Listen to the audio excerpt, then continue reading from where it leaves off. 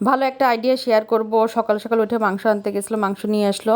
Hello everyone, আসসালামু আলাইকুম। কেমন আছেন সবাই? আলহামদুলিল্লাহ, আমি তো অনেক ভালো আছি। তো এই যে সকালে উঠে মাংস আনতে গেছিলো, আর এই মাংসটা হচ্ছে আমরা একটা সমিতি করছিলাম, সেই সমিতির টাকা দিয়ে মাংসটা কেনা হয়েছে। তো সমিতিটা কিভাবে করছিলাম সেটাই শেয়ার করব। সমিতিটা আসলে হচ্ছে এই রোজার ঈদ পার হওয়ার পরে মাস থেকে 10 মাস পর্যন্ত আমরা টাকা জমা দেই। এইখানে হচ্ছে 1000 টাকার একটা ভাগ থাকে, আর একটা হচ্ছে 500 টাকার ভাগ থাকে। তো আমি 500 টাকার ভাগ নিয়েছিলাম। এইটা হচ্ছে প্রত্যেক মাসে 500 টাকার ভাগ থাকলে 500 টাকা জমা দিতে হয়, আর 1000 টাকার ভাগ নিলে 1000 টাকা জমা দিতে হয়। দুইটাই অপশন থাকে।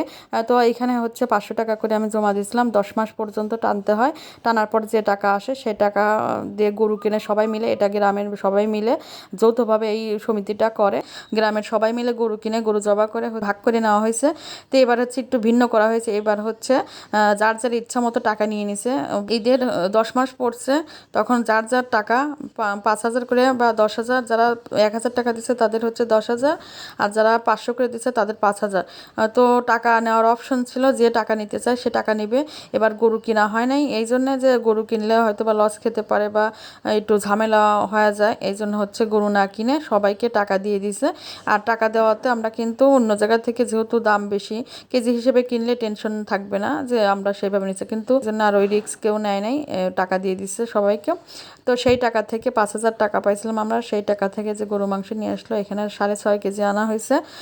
তো এই আইডিয়া কিন্তু অনেক ভালো। যদি এলাকায় যদি সদস্য কম থাকে বা গ্রামের মানুষ না করে এই সমিতিটা, তো সেক্ষেত্রে কিন্তু সে একটা ব্যাংকের মধ্যে প্রত্যেক মাসে 500 বা 1,000 টাকা করে জমা করতে পারে। কারণ গরু মাংসের কিন্তু দামটা একটু বেশি, এক থেকে কিনতে নিলে অনেক কষ্ট হয়ে যায়। তো এই আইডিয়া মতো যদি টাকা জমা করা হয়, তাহলে কিন্তু ঈদের সামনে কেনা গরুর মাংস কেনা কিন্তু অত কষ্ট হবে না। যেহেতু আমি এই কাজটা করি, এই জন্য আপনাদের সঙ্গে শেয়ার করলাম। আর এখানে দেখা যাচ্ছে 4,500 টাকার মতন মাংস আছে। তো এক থেকে কিনতে নিলে কিন্তু ঈদের মধ্যে অনেক কষ্ট হয়ে যায়, আর এই আইডিয়া মতো কাজ করলে কিন্তু অনেক সুবিধা। তো এই জন্য আপনাদের সঙ্গে শেয়ার করলাম। যদি ভালো লাগে তো শেয়ার করে দিবেন ভিডিওটা, সবাইকে দেখার সুযোগ করে দিবেন। আর আমি গত বছরে এইভাবে হচ্ছে মাংস আনছিলাম, সেটা হচ্ছে গ্রামের সবাই গরু কিনেই জবা করছিল, কিন্তু এবার হচ্ছে একটু ভিন্নভাবে করছে। তো এখন ভাগ করে রাখতেছি কতটুকু রান্না করব আর রেখে দেবো।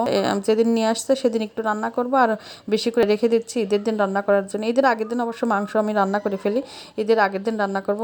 তো আইডিয়াটা কেমন লাগলো সবাই কমেন্ট করবেন। তো আমি এর আগে এইভাবে করতাম, যেহেতু আমরা এখন সমিতি করছি, সমিতির লোক আছে, সমিতি করছে, এই জন্য হচ্ছে টাকাটা জমা দেয়।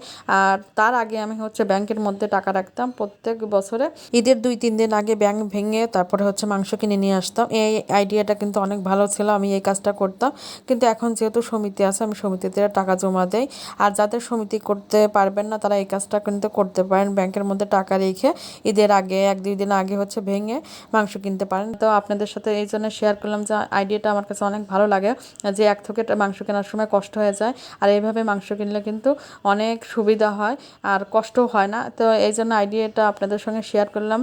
কেমন লাগলো কমেন্ট করবেন। আর আমাদের এইখানে কিন্তু এই কাজটা করে অনেক ভালো লাগে। আর সবাই ভালো থাকবেন, সবাইকে অগ্রিম ঈদ মোবারক। আল্লাহ হাফেজ, আসসালামু আলাইকুম।